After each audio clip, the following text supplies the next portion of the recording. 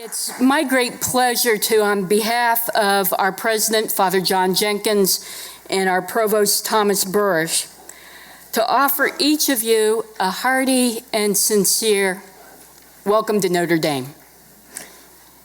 We're delighted to be the venue for this conference titled To What End? Narrative Institutions and Practice, and we are grateful for the support of the two sponsoring organizations, the Center for Contemporary Aristotelian Studies in Ethics and Politics of the London Metropolitan University, and the De Nicola Center, or rather the De Nicola Center for Ethics and Culture from here at Notre Dame. I also want to thank the over 80 speakers who've prepared a fascinating collection of papers to share at this conference. And a very special thanks to our two keynote speakers, Professor Jonathan Lear of the University of Chicago, and our own Professor Emeritus, Alasdair MacIntyre. This conference strikes me as nearly the perfect size, clearly the right size for this room. Large enough to be packed with interesting topics and speakers, yet small enough to foster true interaction among the participants. A quick glance at your agenda tells me that your days here are indeed packed. Clearly no time to answer emails. Nonetheless, I hope you do take some time to enjoy our beautiful campus. This is a lovely time of year to be in northern Indiana, and it looks like you should have some good and pleasant weather for your stay. I'd especially encourage you to take some time either early in the morning or later in the evening to enjoy the paths around the lakes that are popular with both walkers and joggers. It's common for those sharing welcoming remarks at events such as these to also offer a few brief comments about the host institution. And so bear with me, I'll follow that pattern. We're here at Notre Dame, a campus community of roughly 1,600 faculty and about 4,900 staff members who work together to educate, in round numbers, about 8,600 undergraduates and 4,000 graduate and professional students. We do this by organizing ourselves into 3 schools and 4 colleges, and we're regularly ranked among the top 25 universities in the United States by one or another of the multitude of ranking organizations that are out there. For those of you not familiar with U.S. athletics teams, I need to share with you that although our athletics teams are known as the Fighting Irish, we were actually founded in 1842 by a priest of a French missionary order, the Congregation of Holy Cross. Somehow the Fighting French didn't translate.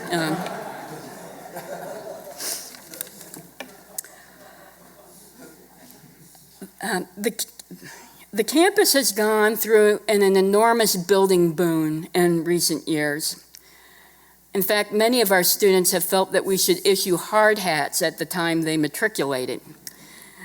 We've added roughly 1.5 million square feet of residential, teaching, student service, and research space in just the last 5 years. The dominant architectural theme is collegiate Gothic that allows new buildings to quickly blend into the existing look and feel of campus. Happily, you should be able to move around campus today unimpeded by construction or too many construction barriers. With the dedication and commitment of talented faculty and staff, and with the financial support of generous benefactors and friends, and also with the grace of God. We are convinced that while here at Notre Dame we cherish our many traditions, that it's by embracing our core values that here at Notre Dame we can look into the future and see our best days ahead of us. And we're grateful that you're part of that story here, even in just these few days you're with us. So have a wonderfully productive conference, reconnect with some old friends, and when you leave us in a few days, know that you've made many new friends here who will be eager to welcome you back in future visits to our campus here in Northern Indiana. I would now like to invite to the podium Michael Baxter, Director of Catholic Studies and Professor at Regis University, who will introduce this evening's keynote.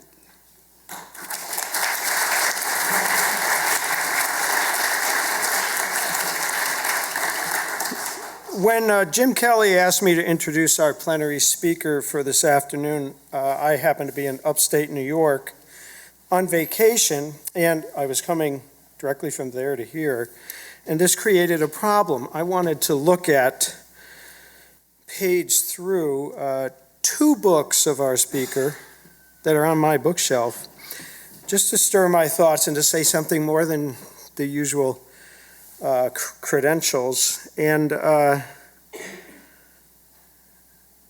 so here's the books.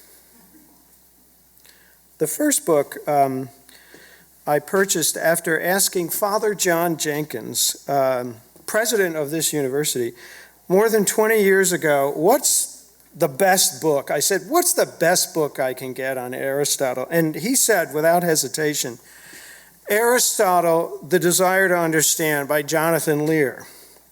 Earlier this afternoon, I asked David Solomon about what I should say here, and he said, unprompted by me, tell him he wrote the best book on Aristotle. When John Jenkins and David Solomon agree on these things, this is an important moment and something to take heed of. It's no surprise that our speaker has been commended like this. He's Cambridge trained in philosophy, a previous book, Aristotle and Logical Theory in 1980. And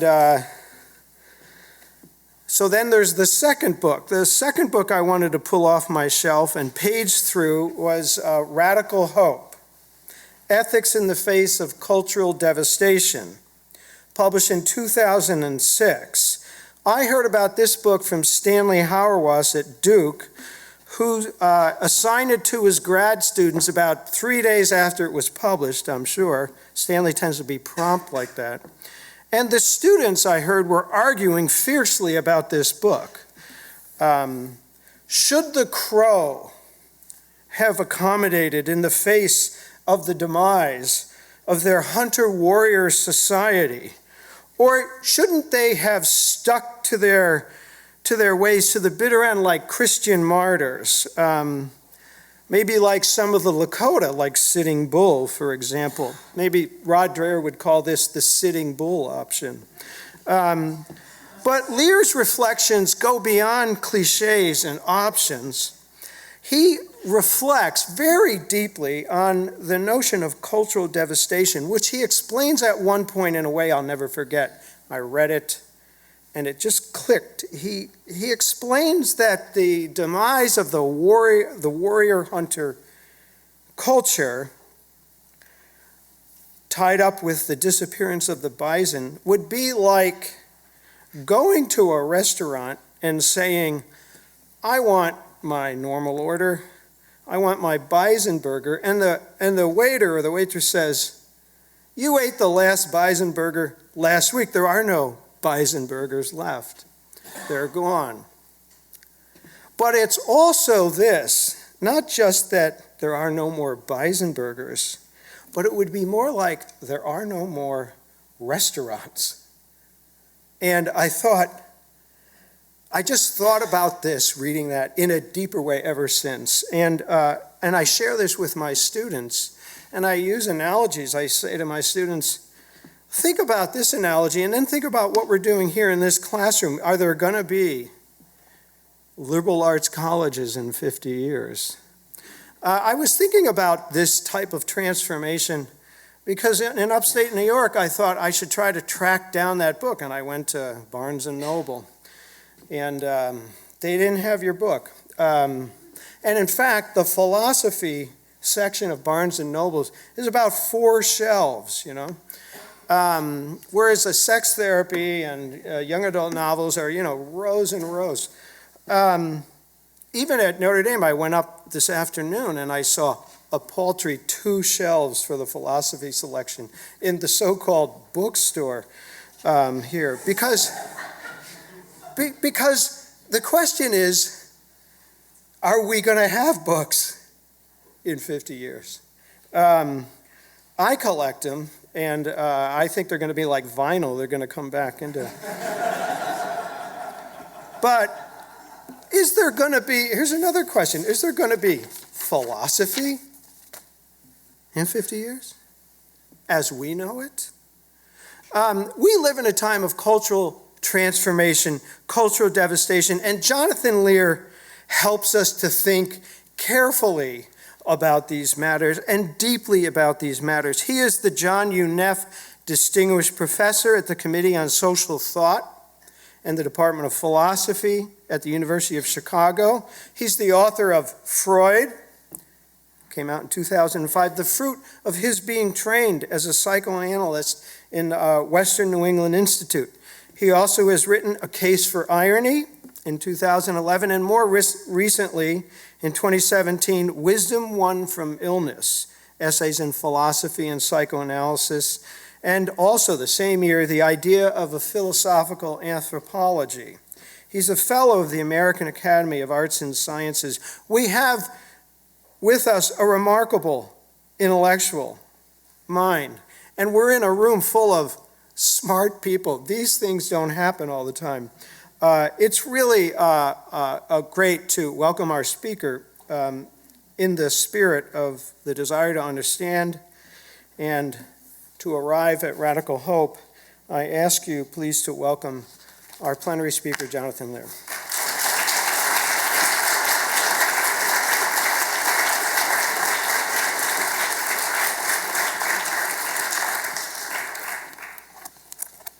Thank you. Thank you very much. I've been here before. It's always just a very special treat for me to be at Notre Dame, and I'm very happy to be with you. If you don't mind, I'd just like to mention, thank you very much for the Crow Indians. I mean, they call themselves that, but their own name is Apsallika.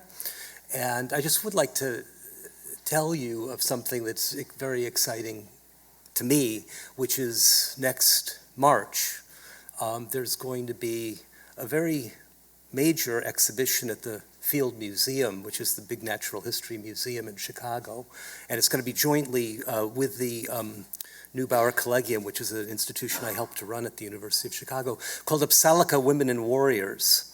And it's going to go on for about a year, and then it will go on tour for another 2 years. The curator is herself Apsallika, she's Crow, and in addition to the stunning collection of Crow artifacts that the Field Museum has, there'll be about 15 contemporary Crow artists contributing. So it's a very new kind of an exhibition for a natural history museum, and I think it's going to be amazing. So I just want to tell you about it. You're among the first to hear, and this goes on. I also just want to say, thank you to those of you who invited me, because I just am very happy to have a chance to talk about Alasdair MacIntyre and express my gratitude to him for all I've learned from him. Okay, finally the paper. What is it to be an Aristotelian ethical theorist in our times? What should it be? And is there a significant gap in the answers to these 2 questions? Now, in his remarkable book, Ethics in the Conflicts of Modernity, Alasdair MacIntyre tells us that, quote, fidelity to Aristotle in later periods always involves a work of cultural translation. That's number 1 in the handout. I agree.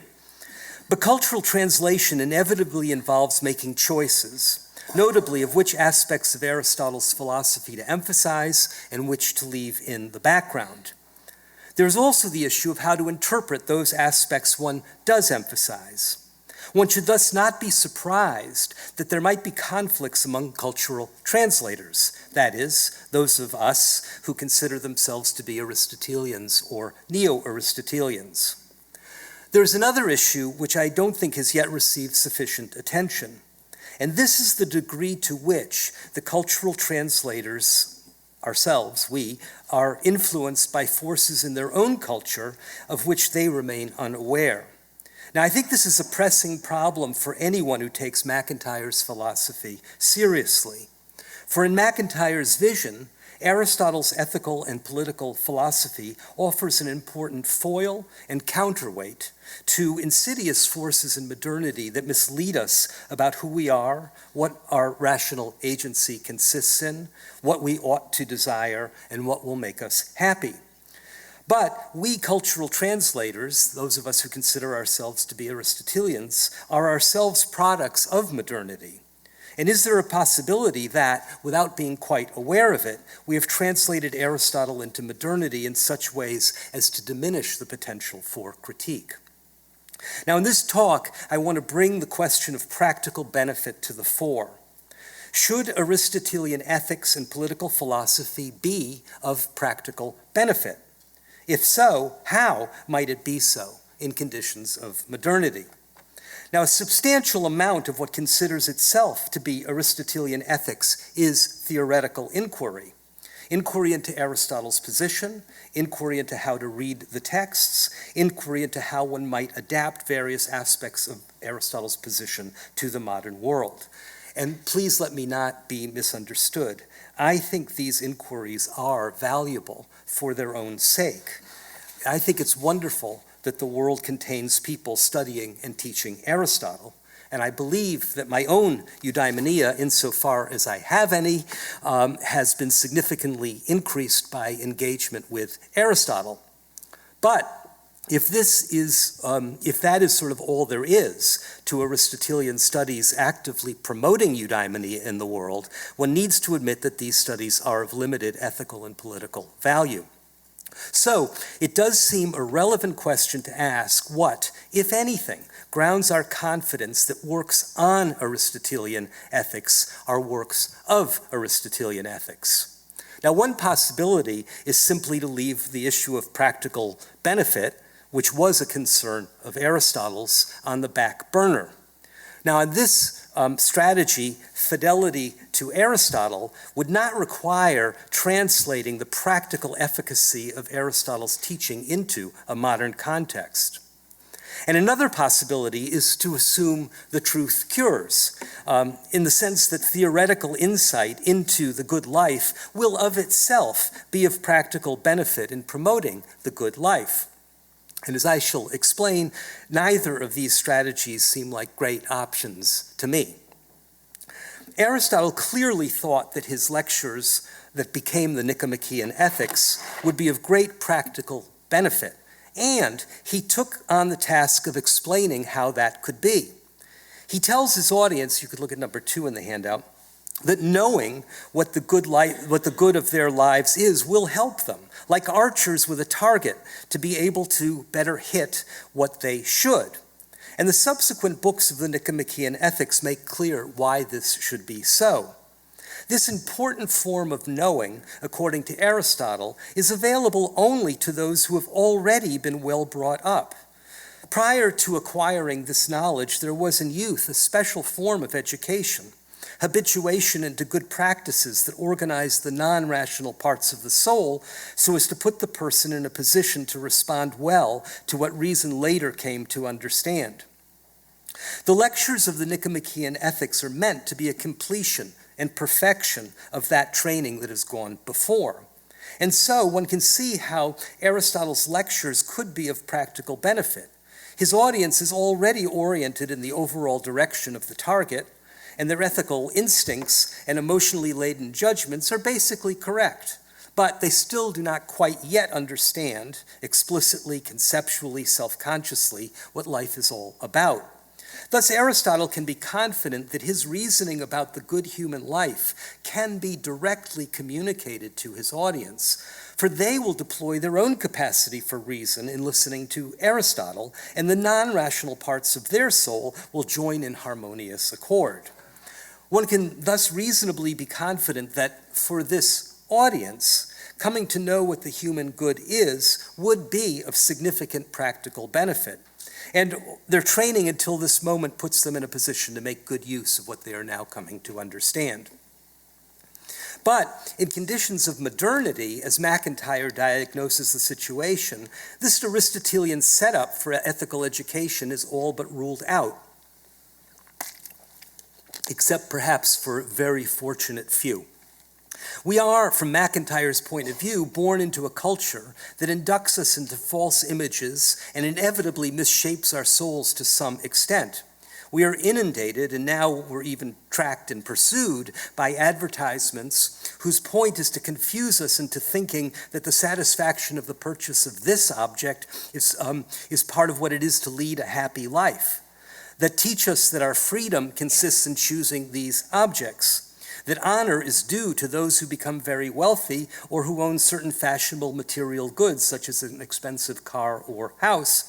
And our newspapers and news shows convey to the assumption that learning about the world consists in following the ups and downs of certain celebrity politicians.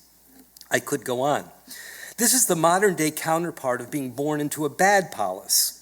Aristotle, as MacIntyre points out, did have an interest in how bad upbringing and a bad polis misshapes the souls and thus the outlooks of those who are on the receiving end. But his studies of those unfortunate cases were not meant to be of practical benefit for those unfortunates. His account was intended to help the privileged intended audience grasp the whole picture.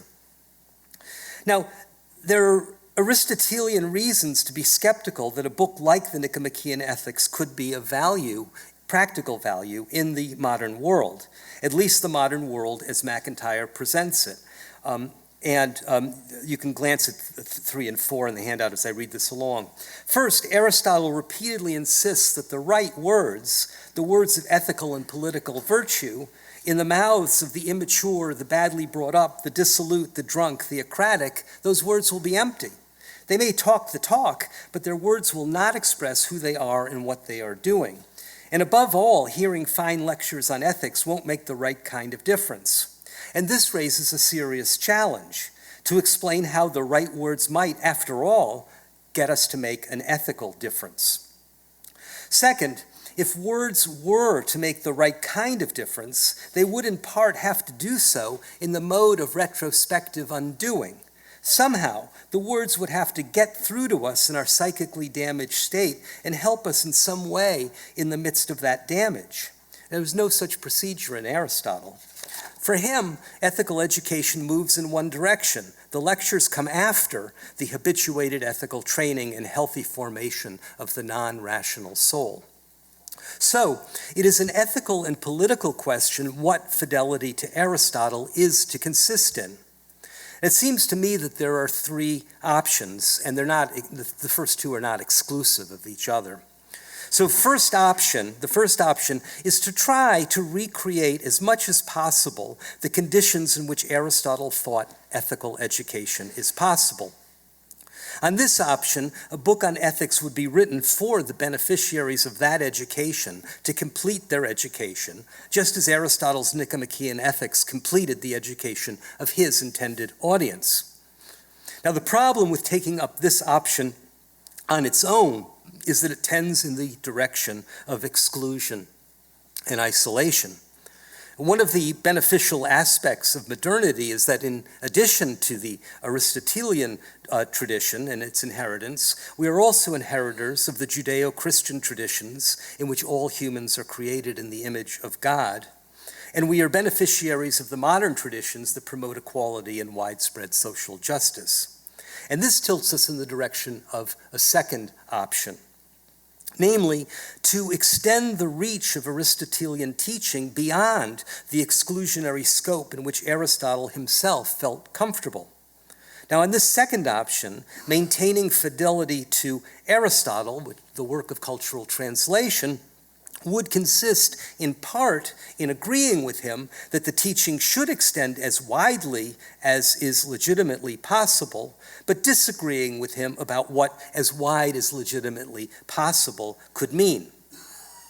But in this case, on option 2, there really does need to be a significant work of cultural translation.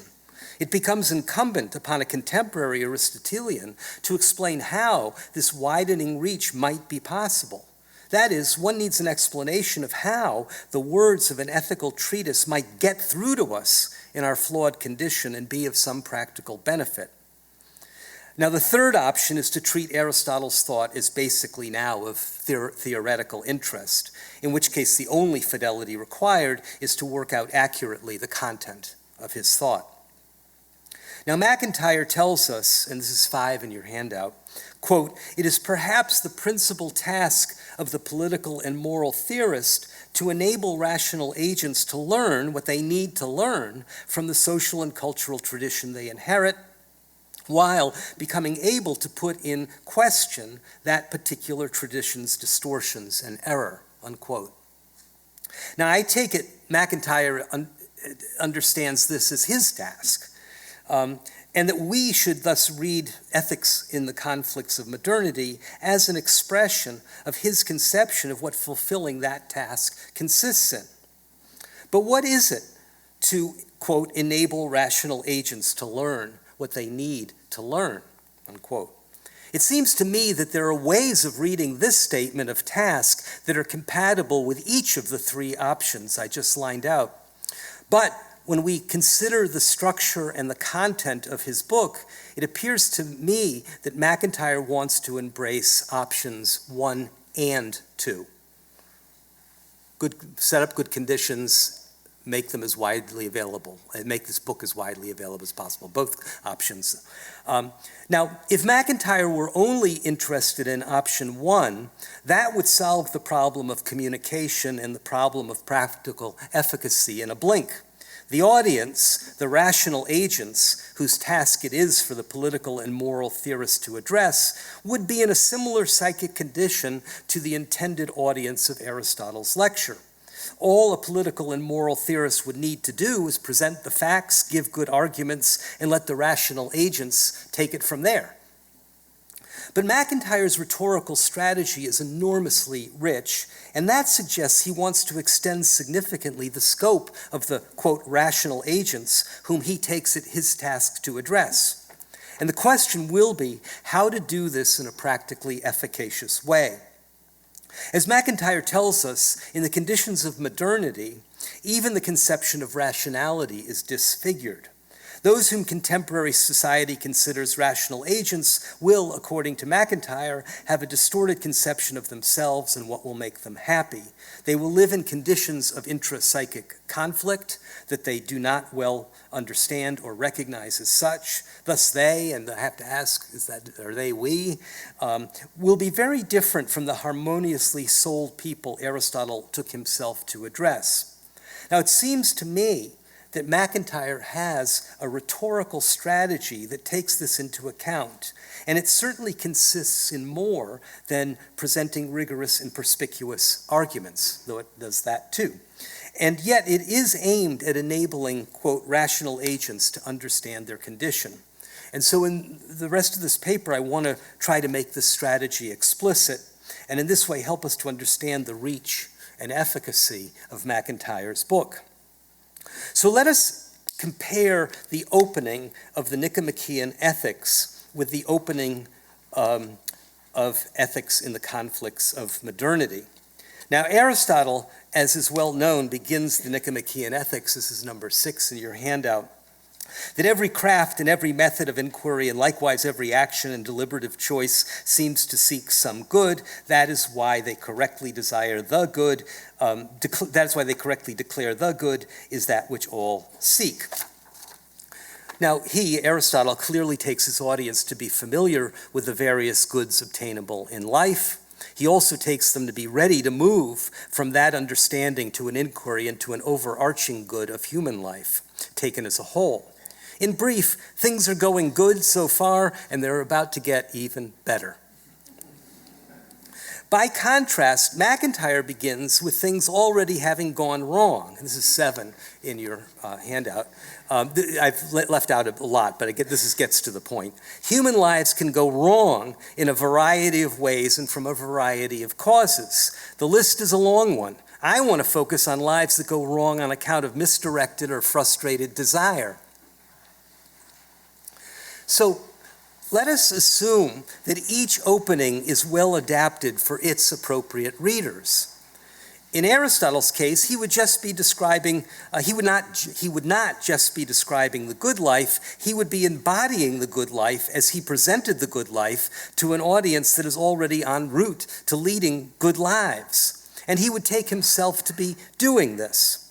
So this opening ought to be easily available to Aristotle's audience. And I am struck, by contrast, how difficult it is for the students I have taught over the years to grasp Aristotle's opening or to find it at all intuitive. They find it initially unintuitive that every action or craft or deliberation seeks a good. How about activities that seek bad things? And it does not seem plausible to them to move from each of these activities seeking goods to there being one good which we all seek. Now, of course, I would expect many of you have spent time trying to dissect the actual argument here. But the point for me now is not to dissect Aristotle's argument, but to recognize that insofar as we do not find Aristotle's opening immediately plausible, we are not the intended readers of the Nicomachean Ethics. By contrast, I want to suggest that when we read the opening of MacIntyre's book, it immediately rings a bell. It is much easier for us to latch onto the idea of things going wrong. Now, here are 3 suggestions on how MacIntyre's opening achieves psychic efficacy. First, the problem is immediately recognizable. Second, the problem is arresting. It provokes interest, perhaps mild apprehension, even anxiety. Readers recognize that although the discussion is about ways lives go wrong, they're somehow caught up in this discussion. They recognize in a more than theoretical way that there is an outstanding issue in their own lives of life going well or badly, how it might all end up. And third, they, and I want to say we, recognize that there's a genuine aporia here. The question of what it is for a life guided by desires to go well or badly is not at all easy to answer, and readers sense the difficulty. Now, why might it be a good idea to deploy such a strategy? We have already begun to answer how this might work to make an ethical difference. If we readers already feel ourselves addressed by the opening problem, we are in a realm in which the inquiry might make a practical difference. But MacIntyre also has reason for thinking that the inquiry, if genuinely engaged, might make a practical difference for the good. It's going to take me some time to spell this out, but the overall structure is as follows.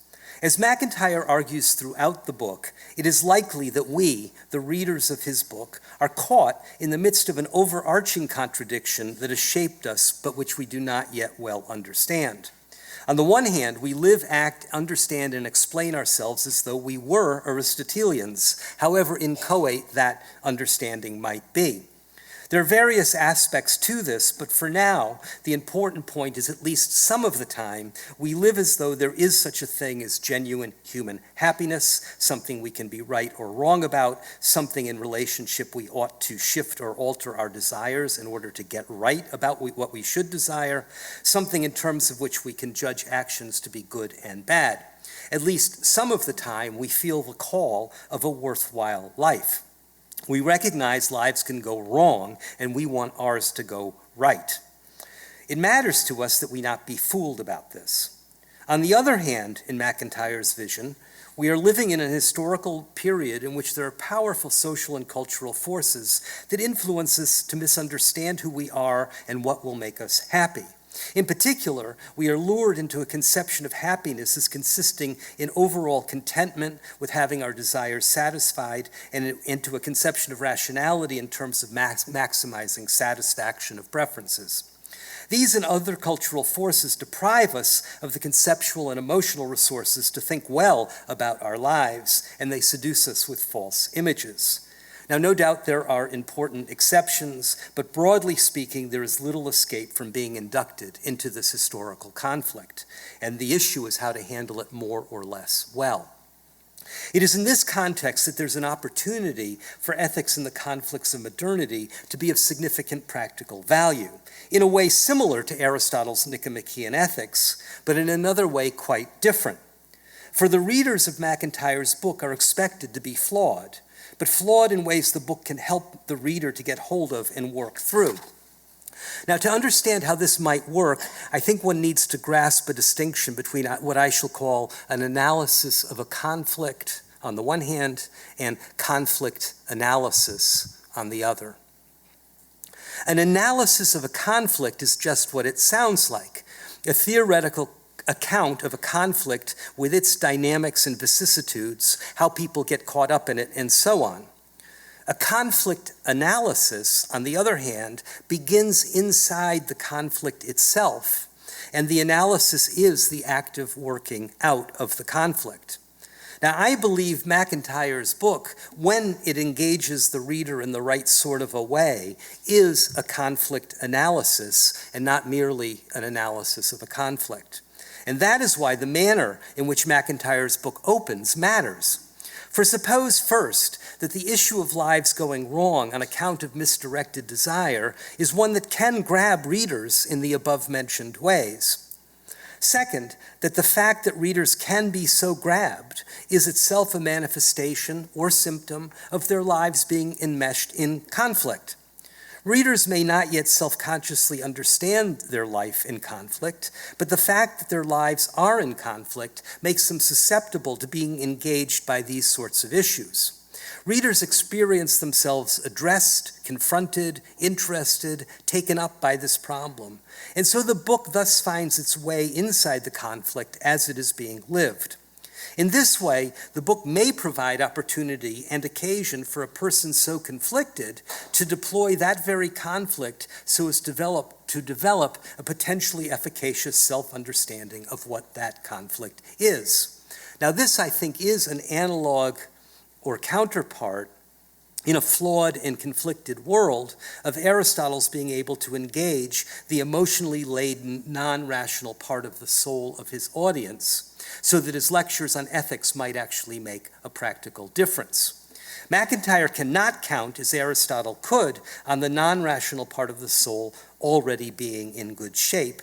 And this is very important, but MacIntyre seems to be deploying a method which takes this difference into account.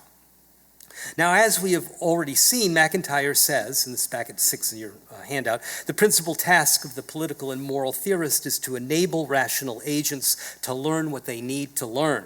Now, it's important not to assume that we already know who the rational agents are and what their rationality consists in. The term rational agent can easily sound like a perfected condition, and thus one might at first think MacIntyre is only interested in option one of just addressing the Aristotelian suited audience. But if MacIntyre is right about the historical conditions into which we are born, then there are very few rational agents thus understood. And if one takes the rhetorical structure of ethics in the conflicts of modernity into account, it seems clear that these perfected rational agents are not MacIntyre's primary audience. MacIntyre is interested in reaching readers who are in the conflicts in more substantial ways, and yet who still count as the rational agents whom he is to address. Now, by now it should be clear that what it is to be a rational agent is itself at stake. The concept of rationality is entangled in our conflicted inheritance.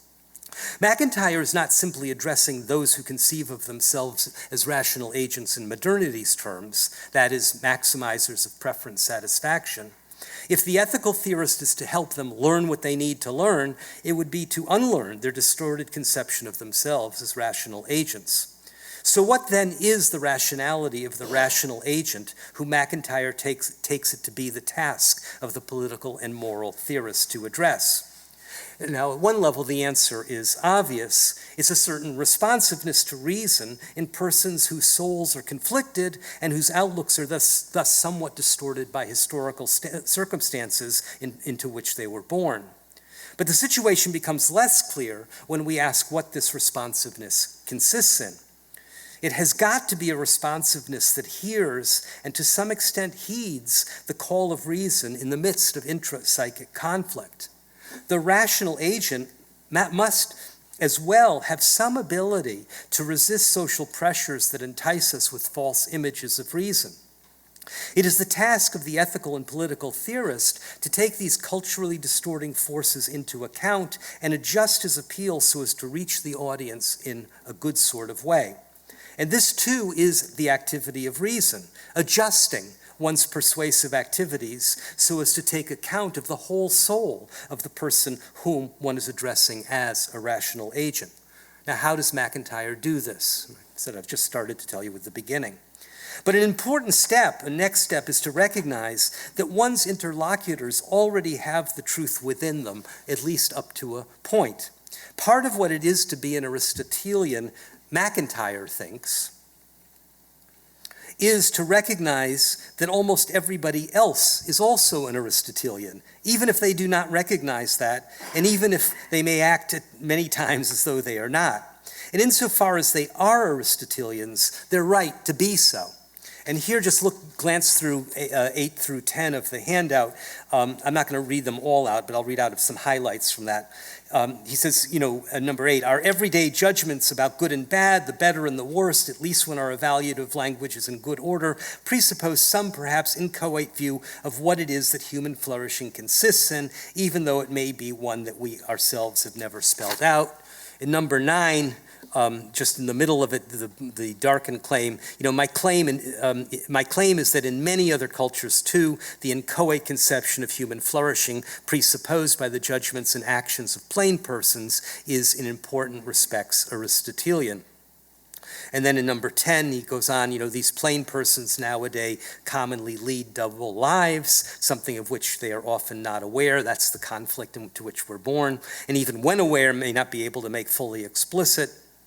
And on the one hand, we've seen the conflict already, but just go down to the bolded part. In all these respects, they are already thinking and acting as Aristotelian and Thomistic terms, terms systematically at odds with those of the dominant culture that they inhabit, commonly without recognizing that. And I'll leave it, I think, at that.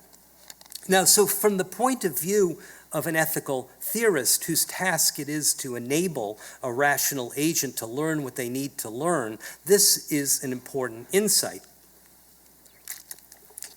For it means that readers, although conflicted, already have some awareness, however dim, of what it is to be on the right side of that conflict. They also have some awareness of their longing to be there.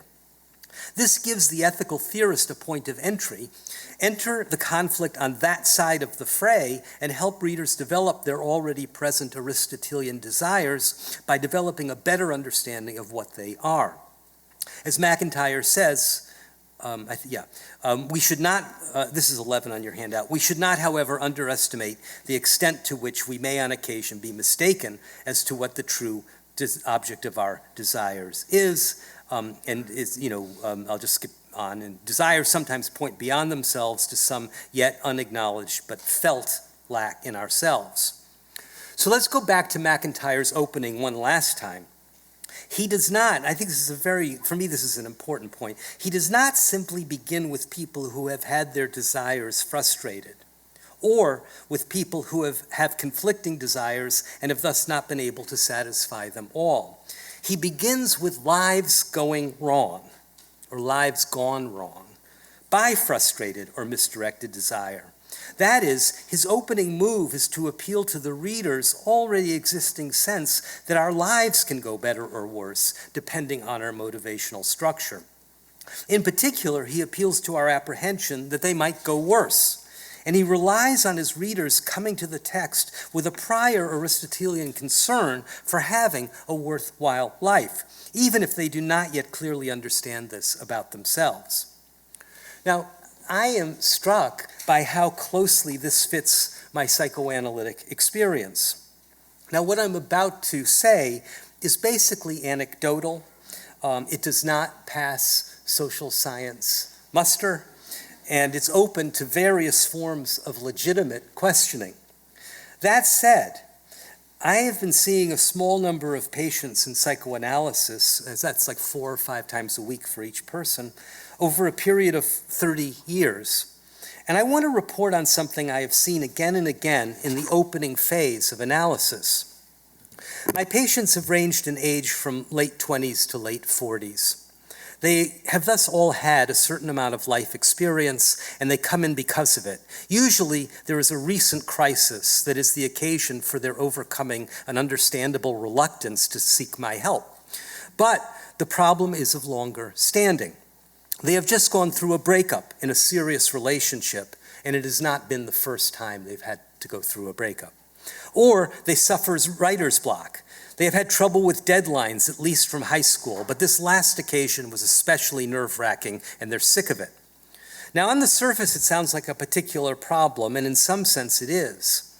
But lurking in the penumbra of consciousness is a dawning sense of their own mortality, coupled with an anxious concern about their final ends. Now, this is, of course, not how they would first put it. That's not what they first say when they come in. But the concern is there. In the case of the breakup, the concern could be expressed, is this it for me in intimacy? Is this all my love relationships will ever amount to? And in the case of writer's block, is this it for me in creativity? Will I never get to express myself in the world without overwhelming pain and struggle? Note this emerging sense of having a life expressed in, is this it?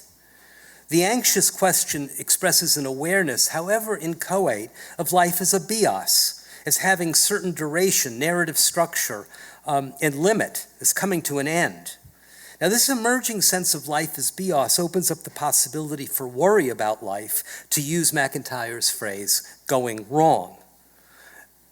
I don't know if this is ironic or not, but I find it astonishing. They have little doubt about the value of the final ends themselves. Though due to lack of experience, they have limited grasp of what they're talking about.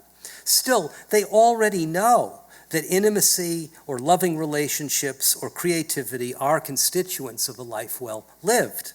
And they manifest their Aristotelian commitments in their anxieties about failing to achieve those life goals.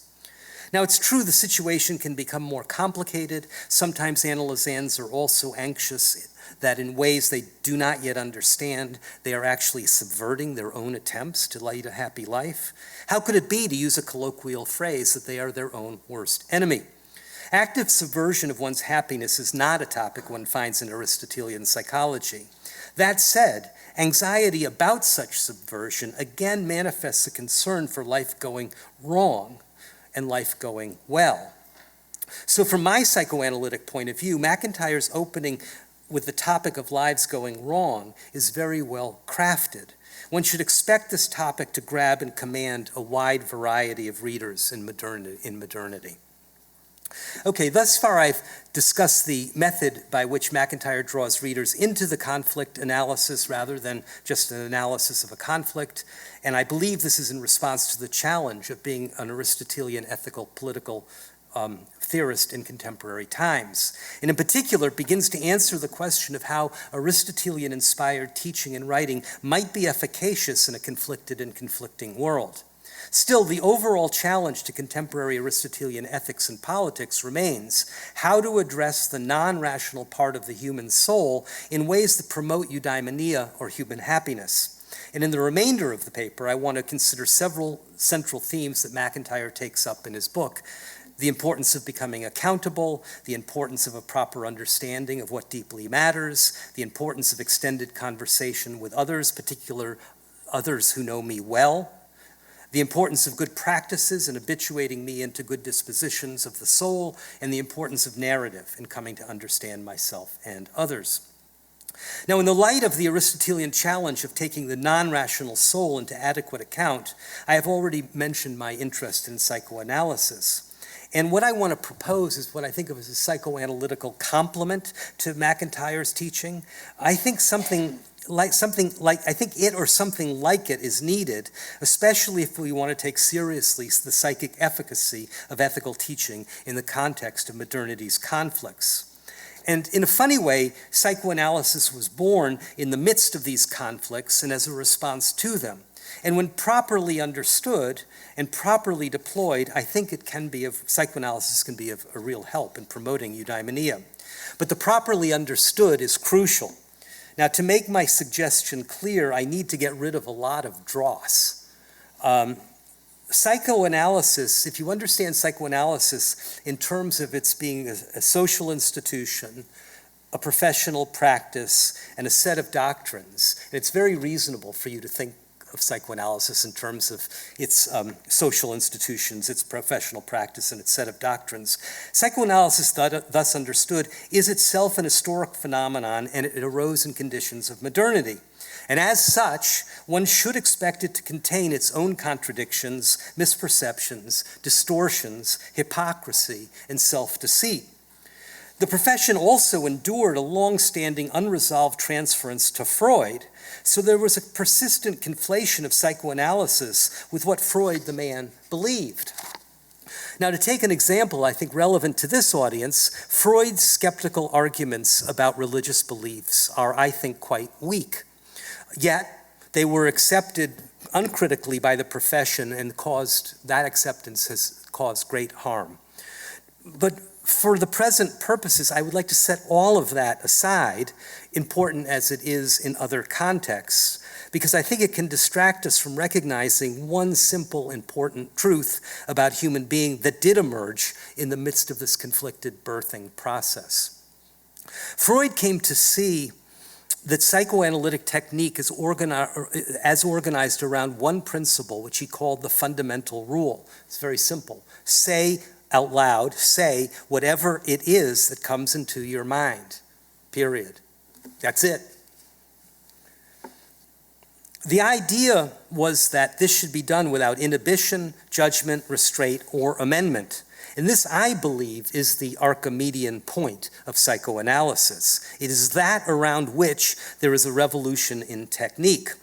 In this revolution, the analyst abandons the traditional role of expert who knows or is going to find out, in this case, gives up the claim to know something hidden deep in another person's mind. In other words, the analyst sheds completely the role of psychoanalyst that to this day remains the predominant cultural image. And instead, the analyst develops a craft of listening carefully to what the analysand is saying right there on what's called the surface, what's immediately available to consciousness, what's being said out loud, listening especially for slips, moments when it seems the analysand is hesitating or abruptly changing the subject. That is, moments when one can hear on the surface that the analysand is not in that moment following the fundamental rule. The analyst's job is to point this out. Once pointed out, it is usually easy for the analysand to recognize this moment, for he or she has just had that experience and has spoken it out loud. And I won't read it out, but 12 gives you a very concise paragraphs of Freud explaining this. So psychoanalysis, thus understood, ought to be of great importance to a contemporary Aristotelian ethical theorist. Aristotle thought that it's only humans that were capable of eudaimonia, though other animals could flourish as members of their species. That's number 13 on your handout. Very important, we'll get to that. And MacIntyre agrees that the manner of our flourishing is importantly distinctive, and this is 14 on your handout. And I'll just say the point that I just want to say, he says one of the salient differences between young human beings and the young of other species is that the former, unlike the latter, are at a certain point treated as accountable for their actions. What was it is the good of doing this, they ask. I'll skip the rest of the quote for the sake of time. The point is about accountability. So this is what it is, this idea of being trained into accountability is what it is to develop, as Aristotle put it, into a zoon echon logon, an animal having logos, or a rational animal. And Aristotle and MacIntyre agree that it's in terms of our excellence in rational activity, the activity of logos permeating our lives, that our happiness, our eudaimonia, is to be understood. But if human beings are the only animals who can engage in logos, they are, by the same token, the only animals who can take a rest from logos. And I want to claim that the fundamental rule of psychoanalysis, say whatever comes into your mind, is an injunction to do just that. And as such, I think it's as integral to the activity of logos as the Sabbath is integral to the full week. On the Sabbath, and here I just want to emphasize, I take myself to be speaking from the Jewish tradition in which I participate. I have no intention of telling Christians what their Sabbath is like, but I think we got a lot in common. You can tell me. So I'm speaking from my experience as a Jew who does go to Sabbath and honors it. On the Sabbath, it's not just that we take a rest from the daily requirements of the work week. We are enjoined to take a rest. Indeed, we're enjoined to honor the day and to make it holy. The rest is not at all a rest from the commandments. Similarly, with the fundamental principle, in the everyday activities of holding ourselves and each other accountable via the normal activities of logos, thinking about, providing, and acting upon good reasons, a lot is excluded from our conscious attention that, were we not holding ourselves accountable in this way, would otherwise come to mind. Part of what it is to follow logos in the normal form is to keep irrelevant, intrusive, or distracting thoughts out. So the point of the fundamental rule is not that we should have a bacchanalian release from rationality, but that we should extend the scope of our rational being by learning how to attend to and take account of, and thus over time become accountable for, that which is in us, part of us, expressible in language, but which tends to get excluded from conscious awareness in our normal lives and logos. But although the analysand is enjoined to speak her mind out loud without any inhibition or constraint, that does not imply that logos is absent, and far from it. First, analyst and analysand are listening together for what makes more or less sense. To be sure, they pay attention to phenomena that might at first seem odd, and they are on the lookout for unusual forms of intelligibility, as might, for instance, show up in dreams. But this entire framework of analytic listening only makes sense against a background of our normal modes of making sense, our normal logos-making activities, against which we can notice deviations as deviations. And second, the presence of logos shows up in the extraordinary difficulty analysands have in following the very one rule they have to follow. As Freud says, quote, there comes a time in every analysis where the patient disregards it. My experience is that that moment comes immediately, and such moments persist throughout the analysis. The fundamental rule is of deep interest because nobody can follow it. No one sane can follow it. Analysands experience embarrassment, shame, feelings of inhibition, justifications for censure. That they are attentive to the normal demands of logos shows up in the discomfort they feel simply in noticing how their own minds flow. The thoughts that will come to them will be thoughts that they have difficulty in acknowledging as theirs. But the process of doing so, I want to argue, is the activity of reason. It is the activity of logos. Now, MacIntyre tells us that plain persons nowadays commonly lead double lives, something of which they are not aware, and even when aware, they may not be able to make fully explicit. I've already read that out. It's on your handout. On the one hand, they have been inducted into a social world structured by market morality and the modern state. On the other hand, they have been inducted into practices that enable them to think about what a genuinely good life consists in, about excellences of self and community. Quote, and this is 10 in your handout, in all these respects, they are already thinking and acting as Aristotelian and Thomistic terms, systematically at odds with those of the dominant culture they inhabit, commonly without recognizing this. Yeah, I showed that to you before. But now, if MacIntyre is right, that this is the structure of our doubleness, ourselves, a duplicity we commonly do not recognize as such, then in the long periods when we are taken up with false images of ourselves, including false images of our happiness, if MacIntyre is right in this diagnosis, in those periods, what is getting excluded from conscious awareness are our Aristotelian longings for a worthwhile life. Thus, if MacIntyre's diagnosis of our essentially conflicted lives is correct, we should expect people who submit themselves to the rigors of the fundamental rule to end up talking more or less like what I have found my analysans actually do talk about their longing for final ends in terms of which their lives would genuinely be worthwhile, about their frustrations in not being able to achieve them, and their anxieties that they might somehow not understand themselves or be subverting themselves. Now, in my psychoanalytic work, I've long been skeptical of narratives. It is MacIntyre who has taught me to see things otherwise. My skepticism stemmed from thinking of narratives along the lines of plots with a beginning, a middle, and an end. And I would regularly hear analysans recounting a story of their childhood with the assumption that this story was supposed to explain how they got here to this present moment in the journey. These stories, by and large, have seemed to me rationalizations in the pejorative sense of that term. Stories of, self-knowledge that were actually deployed as a resistance to allowing one's mind simply to wander according to the fundamental rule. But MacIntyre understands narrative in a different way. Alas, this isn't on the handout. I left it out by accident, so I'll read this with feeling. This is MacIntyre speaking.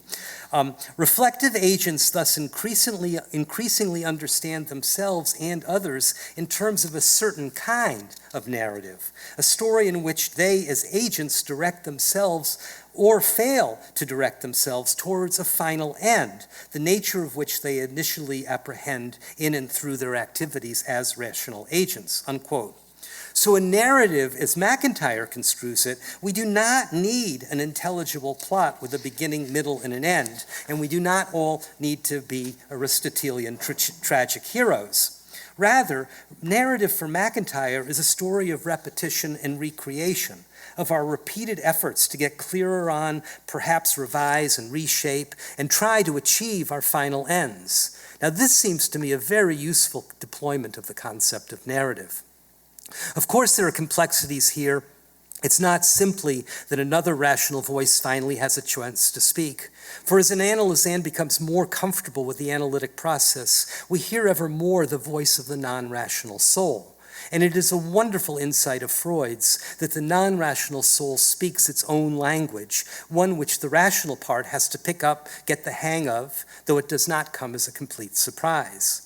Now, this should be excellent news to a contemporary Aristotelian, for it offers the chance of a new form of communication between the rational and non-rational parts of the soul, a topic of prime importance in Aristotelian ethics.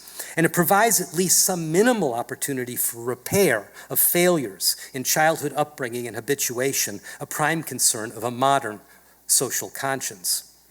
Now, Freud famously wrote a book entitled Civilization and Its Discontents, and he of course thought that psychoanalysis could speak for the discontent. But what if he had instead titled his book Modernity and Its Discontents? It would then be much easier to see a possible harmony between his diagnosis and MacIntyre's critique. And I think the title would express more accurately what the book is really about. Freud had a penchant for writing in ahistorical terms, as though he had discovered an inevitable conflict between the happiness of the individual and the demands of civilization. And I think Lacan took the bait and declared a fissure between the Freudian understanding of human being and the Aristotelian project of promoting unified happiness of individual and polis.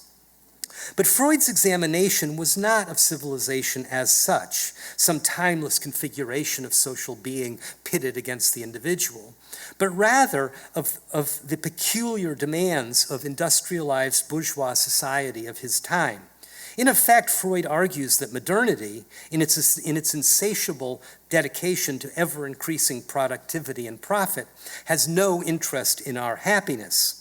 And Freud brought to light psychic mechanisms, in particular the ever more punishing superego that keeps us in line, that at once sustains our increasing workloads and causes our unhappiness. But so understood, the book ought not to be received as a timeless account of conflict built into the fabric of the human condition, but rather as the basis for political critique of modernity. And this brings me to a disagreement I have with MacIntyre, and this is at 15 on your handout. He says, and I'm just going to say this out loud, this is why we should resist the temptation to follow some of Aristotle's translators in giving this end state the name happiness. And for in contemporary English, to be happy is to be and feel satisfied with one's present state or with some aspect of it, whether one has good reason or not. But the state to which Aristotle gave the name eudaimonia and Aquinas the name beatitudo is the state in which one is and feels satisfied with one's condition only because one has good reason to be and to feel satisfied. Now, MacIntyre, I think, is right about the contemporary use of the word happiness, but it seems to me a political mistake to draw the conclusion he does. As he himself points out, the contemporary use of happiness is pernicious in that it facilitates a false conception of happiness. Rather than resist the temptation to translate eudaimonia as happiness, we ought to insist on this translation so as to be able to insist that Aristotle is right about happiness. It's one means of resisting the false conception of happiness with which we are, false conceptions with which we are inundated. It's crucial to MacIntyre's Aristotelian conception of happiness that what we care about most deeply should coincide with what we ought to care about most deeply. And he cites D.H. Lawrence and Bernard Williams with admiration. In his novels, Lawrence compellingly raises the issues, and this is 16, which of our feelings should we trust and which should we distrust, and 17, if we are to understand our moral convictions, we must not mistake the superficial for the deep or the fake for the genuine. And Williams emphasizes the centrality of authenticity in ethical life, that we act from commitments, projects, emotions, and desires that are truly ours.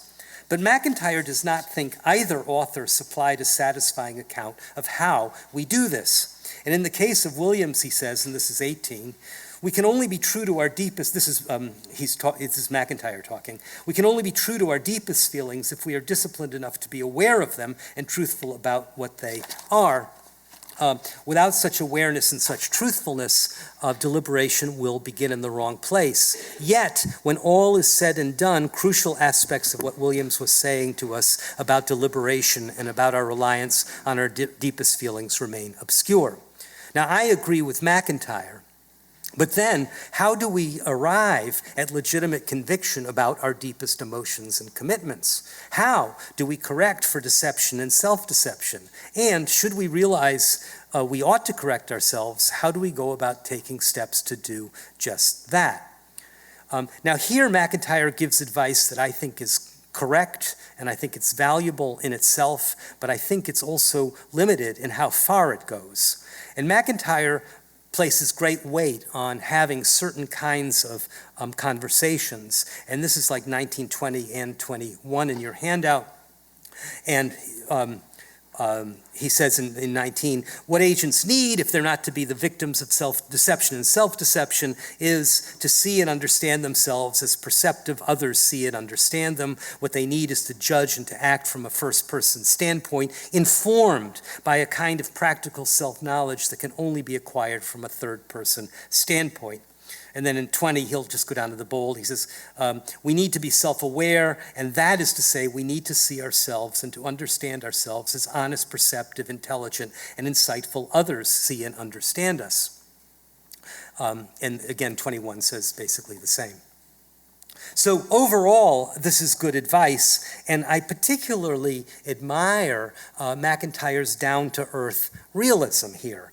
There is, of course, room for skepticism over whether, in the context of a bad upbringing and a bad polis, you might be mistaken about who has good judgment, about who knows you well, about who your true friends are, and so on.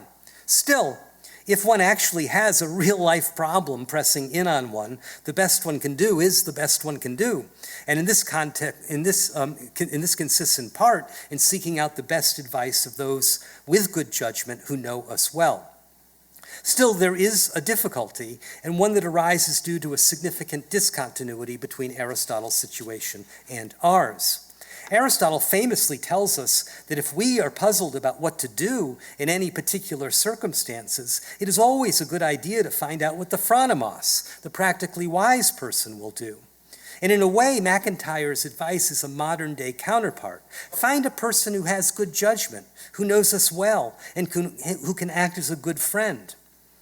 And I think all that's great advice. But there is an important difference.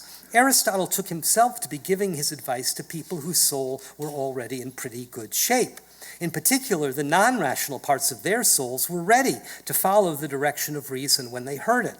Thus, there was nothing problematic about giving or receiving good advice. It was simply the completion, perfection, and activity of reason. But in a modern situation, even if we were fortunate enough to have a friend with good judgment who knows us well, and in modern conditions that is fortunate, to whom would he or she be giving her good advice? It's overwhelmingly likely she would be giving advice to people who, because they have grown up in conflicted conditions of modernity, have conflicted souls. That is, she would be speaking, to somebody like me. But then, what is it to give us good advice if you know us well? It does not seem enough simply to give the kind of advice the Aristotelian phronimos of yore would have given to his interlocutor. Even if the phronimos knew his interlocutor well and thus could speak with knowledge about the particularities of the interlocutor's situation, the advice would be formulated against a background assumption that both parties to the conversation were basically in good psychic shape. But what if that level of good advice by a good friend with good judgment is given to me, that is, someone who has been born and brought up in conflicted conditions of modernity, someone whose soul is likely to be conflicted? What is it to receive good advice without taking my conflicted soul into serious account? Well, in a wide variety of circumstances, it may nevertheless be an enormous help. But there is this danger that should not be overlooked. It might well be that although the advice tells me the right thing to do in the circumstances, it will only give me the wherewithal to act according to virtue, but not from virtue. I might end up doing the right thing in the circumstances, but in an important sense, the act will not be coming from me. Now, one response to the problem is to say that if my soul is conflicted and I have managed to act rightly on the basis of good advice, that's enough, that's good enough.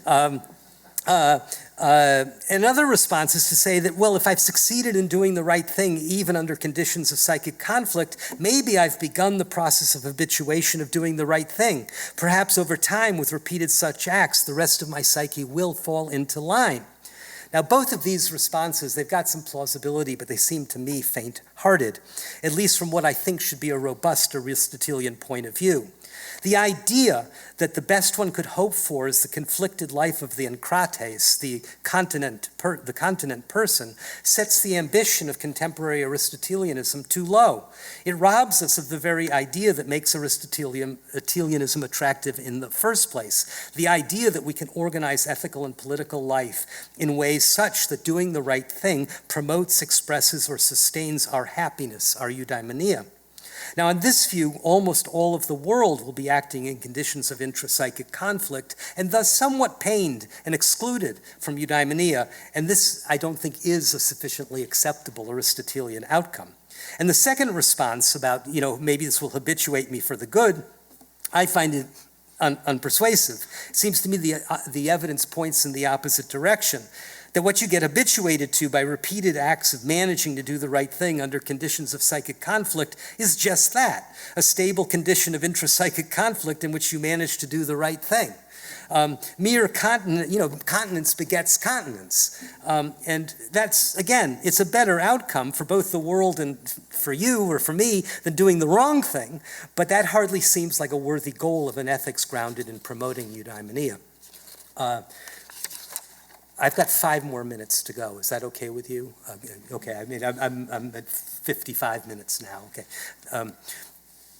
It's in this context I would like us to consider the psychoanalytic relationship. And I hasten to say that I'm not about to promote the psychoanalyst as a substitute, either for the phronimos or for the good friend with good judgment who knows me well. We need them all. But there are two features of the psychoanalytic relationship that I think are worth looking at. First, psychoanalysis is a later in life apprenticeship. In MacIntyre's terms, it's an initiation into a practice, as MacIntyre understands a practice. The analyst is a teacher, though not of any particular dogma. The analyst is more like a craftsperson training an apprentice, though the training is done entirely through a peculiarly structured conversation. Now, MacIntyre tells us, and this is 22 on your handout, you can tell I'm getting to the end, quote, the development of powers in and through practices is to be found in many different social and cultural contexts. So here's one he wasn't thinking of. The analytic situation is one of them. What the analysand is learning are new ways to listen to and communicate with the non-rational part of her own soul. This is in itself a rational activity, and it is the development of a power which is itself constitutive of a human excellence, namely truthfulness.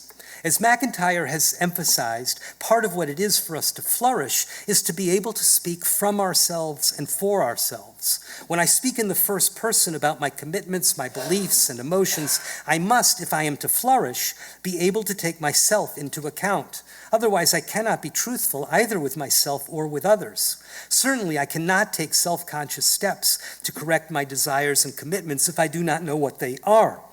Psychoanalysis is the activity of taking the non-rational part of my soul into account in a first personal, efficacious, and self-conscious way.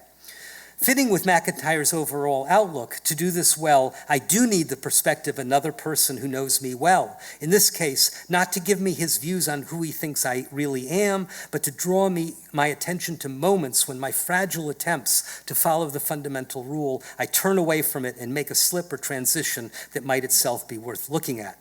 And in the process, I am learning to develop this power for myself.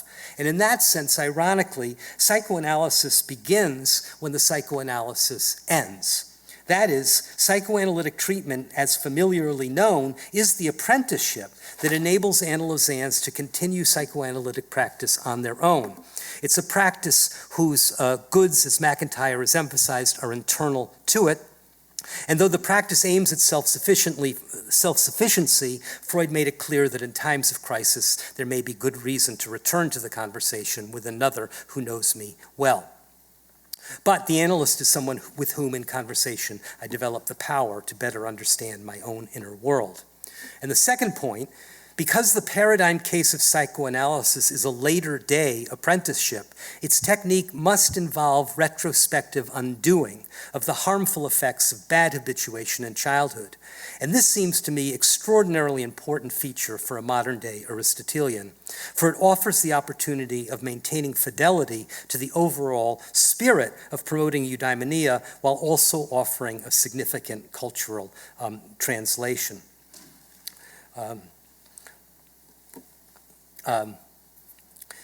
In this way, I'm just going to, I want to say that's a way of bringing modernity together with Aristotelianism. Now, for MacIntyre, it's essential that essential to our happiness that we be able to learn from experience. And this is 23 in the handout. It's our nature as rational animals to try to understand. A great deal turns on yet another distinctively human power, the ability to identify our mistakes and learn from them. It's precisely this capacity to learn from experience that is crippled in misshapen upbringing. The people acquire habits of learning in which they experience life as teaching them the same unhappy lesson over and over again in endless repetition. They're thus deprived, and they are active in depriving themselves of any opportunity to grow. Unbeknownst to themselves, people will deploy what I have come to think of as an imaginative a priori. Take the person I mentioned earlier who seeks love but feels doomed never to achieve it. She has no idea of how active she is in interpreting events so as to confirm her failure. This person's invitation is insincere, that person's shyness is really lack of interest, the other person is beneath her, and so on. A person whose imaginative a priori is so structured is not able to experience the world as loving or lovable. And strange as it seems, her imaginative a priori is structured so as to defeat her in her pursuits of her own final end. And this here is the point where the reach of good advice of a good friend is limited. Such a person is unlikely to have good friends of long standing, and even when she does, she will be adept at discounting or reshaping their advice. And there also will be limits on how well her good friend can really know her, especially her underlying motives for self-defeat. The psychoanalytic conversation is especially adept at helping the analysand get inside her own imaginative a priori and recognize it as such. And by making the imaginative a priori conscious, the analysand can begin to dismantle it via the direct power and efficacy of her own self-conscious understanding. And the analysand is thus freed up again for the important, crucial task of learning from experience. So in conclusion, I hope it's by now clear what an important book Ethics in the Conflicts of Modernity is. I think the title gets to the heart of the matter. This is a book of our time that helps us grasp what is required for being an Aristotelian ethicist in our time. And in this paper, I've tried to put to the fore the issue of the practical benefit of Aristotelian ethical teaching. I believe that fidelity to Aristotle ought to include work of cultural translation that opens the opportunity of practical benefit as widely as possible. I agree with MacIntyre's diagnosis of the all but inevitable conflicts we inherit as creatures of modernity, and I agree with Aristotle and MacIntyre's accounts of the psychic significance of childhood influences and training. Thus, if we are to address a wider scope audience in the manner that is practically beneficial, we need to find ways to address this audience in the context of their conflicts. And this, it seems to me, requires a triad. First, there is the political and moral theorist like MacIntyre, who takes the task of enabling rational agents to learn what they need to learn. But this, as I have tried to show, also involves taking up rhetorical strategies designed to grab people in the midst of their conflicts and work from there. It requires conflict analysis, not just analysis of conflict. And second, by MacIntyre's account, the moral and political theorist can only succeed at his task if we readers also have good friends who know us well and can offer valuable perspective on our lives. But third, we also need those who can help us address the non-rational parts of our soul in ways that are effective and which work through our own self-conscious understanding. They need to be able to help us in our own efforts of retrospective undoing of bad habits of the soul. And I've tried to present at least a thumbnail sketch of why it might be that the psychoanalyst could serve as a candidate for that third role. Thank you very much.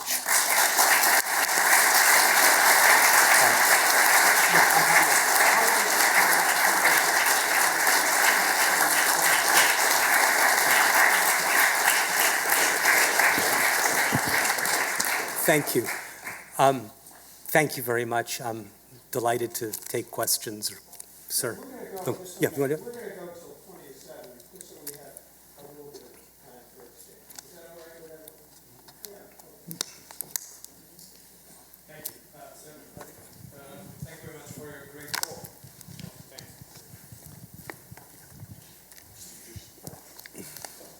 So I just have a couple of short comments. One is that thank you very much for your talk, and I'm grateful because it's pretty closely connected to what I'm going to talk tomorrow, that even bad persons could be like educated to become good by philosophy.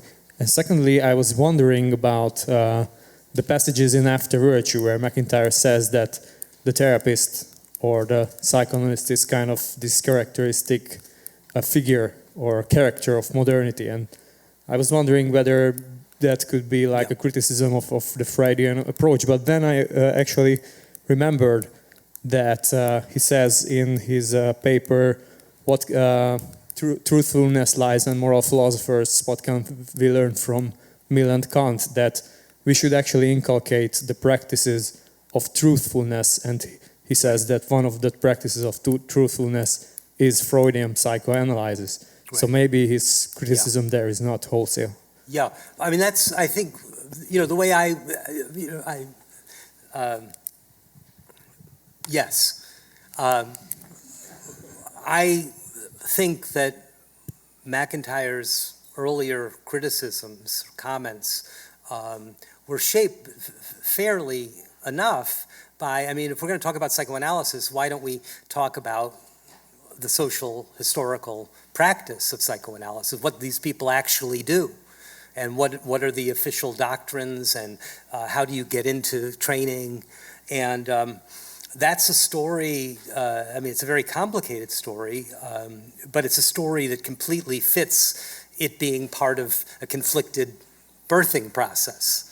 And so a lot of what has happened in the history of psychoanalysis, understood as a social practice and understood as a profession and understood as, set of doctrines, is, I think, ripe. I mean, has been very criticized, but it's ripe for more. I mean, I'm quite critical myself, and I can tell you, my criticisms if you're interested. But from the point of view of this paper, what I think is, there's a time and a place for those criticisms, and I think they're very important.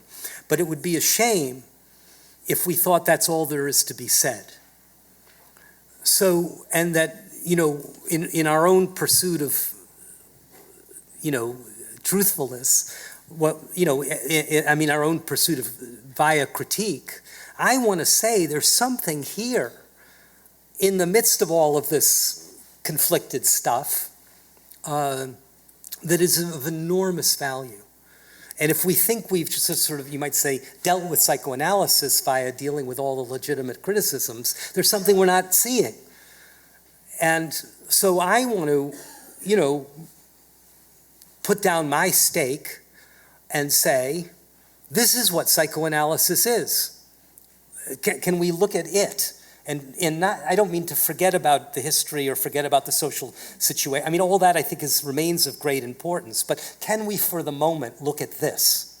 And then what you see when you look at this thing is a technique of utter simplicity, where it's not as though, there's some techniques that say, I have I've injured my shoulder, and I go to a physical therapist right now to do these various exercises, and they've got some really good ones, he says, well, if you put your arm over there, it's really going to work.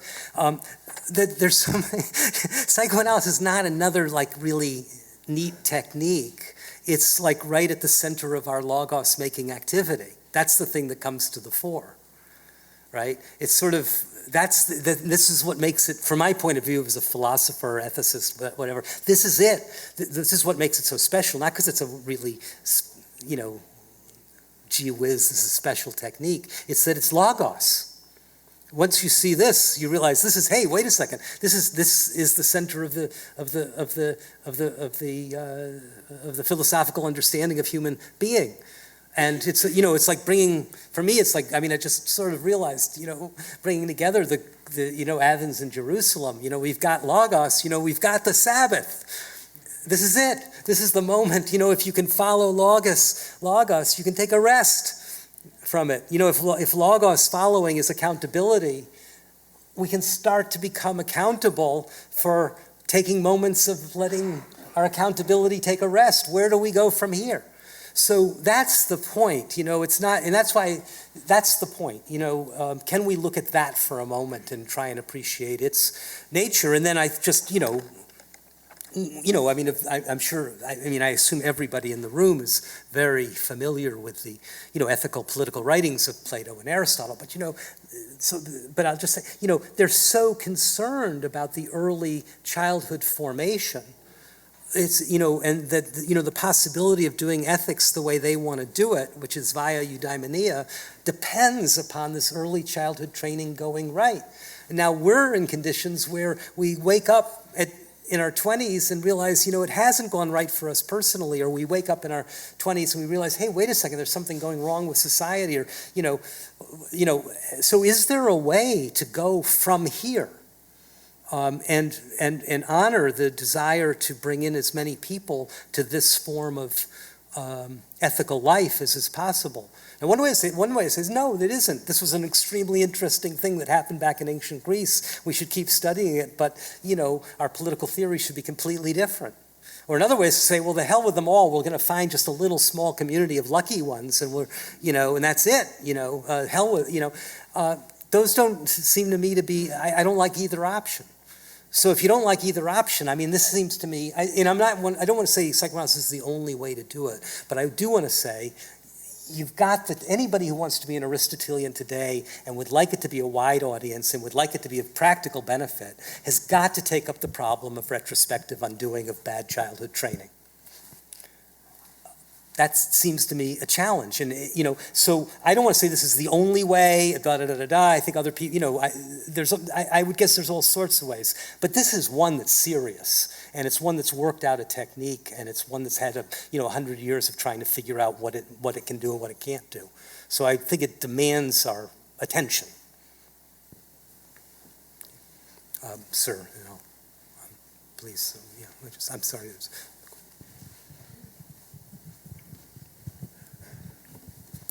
Could you talk a little bit more about having a conflicted soul as being a constituent part of modernity? Because while you were talking, I just kept thinking about Plato's depiction of Alcibiades at the end of the symposium, who seems, has a conflicted soul, right? He's Right. attracted to Socrates for reasons he can hardly describe. He sort of lacks a vocabulary for it. Right. I mean, that certainly seems to me like an individual who would benefit from psychoanalysis. And So we can benefit psychoanalytically by figuring out what's going on. Right. Could you talk about the sort of Yeah. peculiarly modern conditions and how it's not just something which is up close to us just because we happen to be living now? Right. I mean, thank you. I'll try to do something to that effect. I don't know that I'll succeed very well. But I just want to say, firstly, in terms of the structure of the argument, I was really relying on what I take to be Alasdair MacIntyre's diagnosis. And working from there in the argument. I mean, I wouldn't be doing that if I didn't broadly agree with it, but that's sort of what I'm doing in the paper. And the diagnosis that he wants to give, I mean, I think, is that in some sense we can't help but being Aristotelian. Insofar as we're rational agents at all, and in the business of logos and living. We are there already, psychically, up to some amount. And then he wants to say that in conditions of modernity, it's overwhelmingly likely we are not going to be brought up in the habits that Aristotle thought you would need to be brought up in. In particular, it's habits of desiring. This is a point, I think, where Plato and Freud are really on the same wavelength. I mean, because one of the things they both make this point, and they discovered it different ways, but they make this point of, desire understood as epithumia, appetite, can go pretty much anywhere. I mean, it gets kind of, you can come to really desire pretty much anything if you're sort of seduced into it. And so the object of desire is very transferable towards things that actually, won't make you flourish, but around which you will, with the wrong kind of training, which would be, MacIntyre thinks is in modernity, we're going to be taught not only to want all these shiny things. And I have an 11-year-old son, and oh my God, he's just loves, sorry, you don't mean to go on about this, he loves video games. And, this is an object of which I cannot form the desire.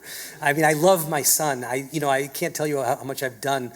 I capsized a boat into Lake Michigan at 50 degrees to take a sailing lesson so I could sail with my son. I love my son. If I could desire what I can't go there.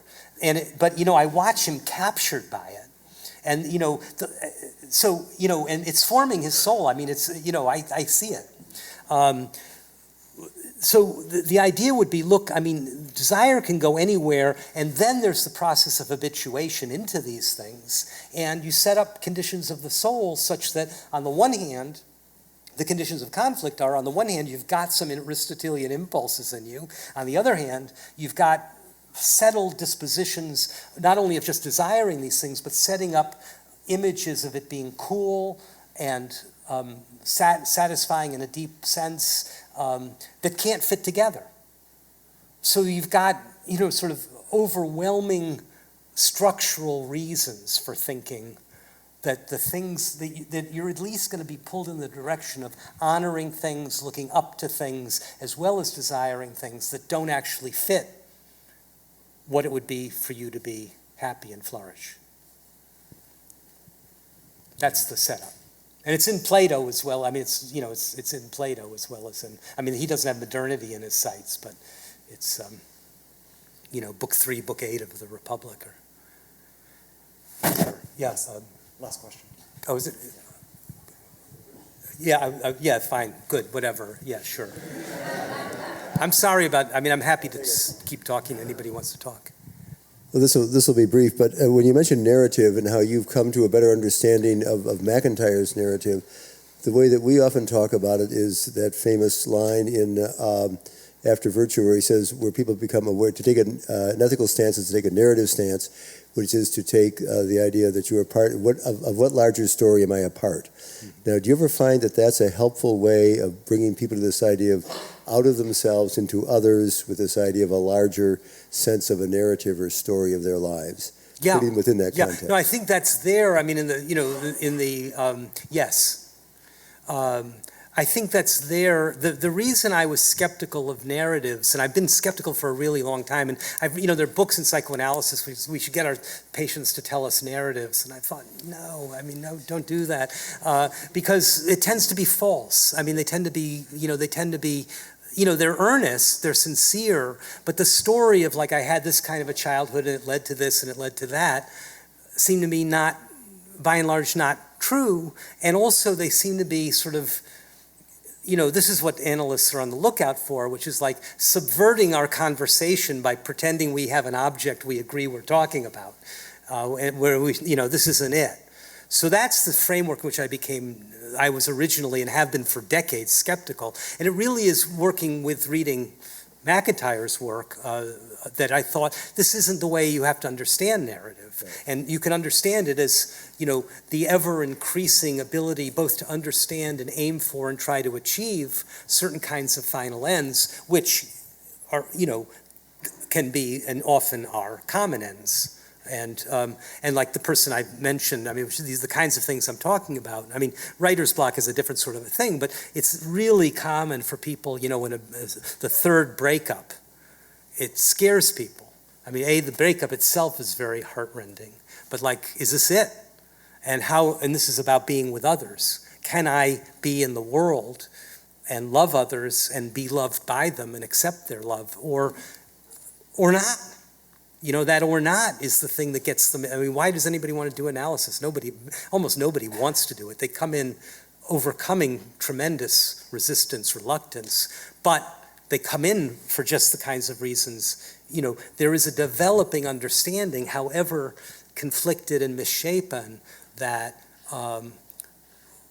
something is not going right here in my own attempt to be with others well, and I might die before I get this one figured out. Well, just as a follow-up to that, because the way at least I've come to understand it, is that it's this idea of giving people a sense of a larger purpose, or like of a goal or something, like, as opposed to just me and relationship. It's about serving some larger quest or larger that, I purpose. think, is exactly what MacIntyre is talking about when he talks about the inner Aristotelianism of almost everybody. Yeah. That people can feel the call. Right. They can hear the call. Yeah. However conflicted or shapen that is, they can hear the call. Do you use that in your psychoanalytical work too? This helping people discern a call? Well, what I try to do, I mean, I've got all this in the background in my way of looking at things in the formation, but in the analytic work, I try to do exactly what this fundamental rule, I never give a deep interpretation, never.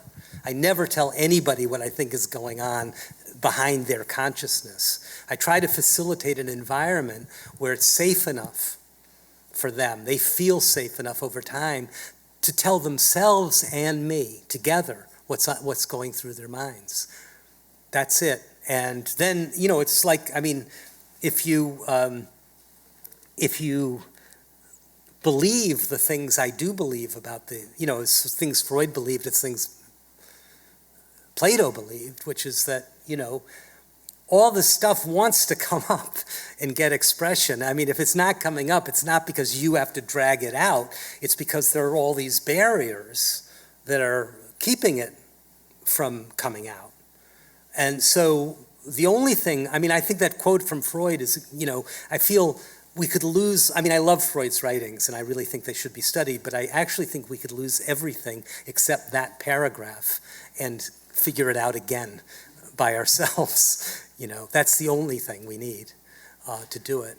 And it's precisely because you need to have the confidence that you don't have to get in there and tell somebody or dig it out.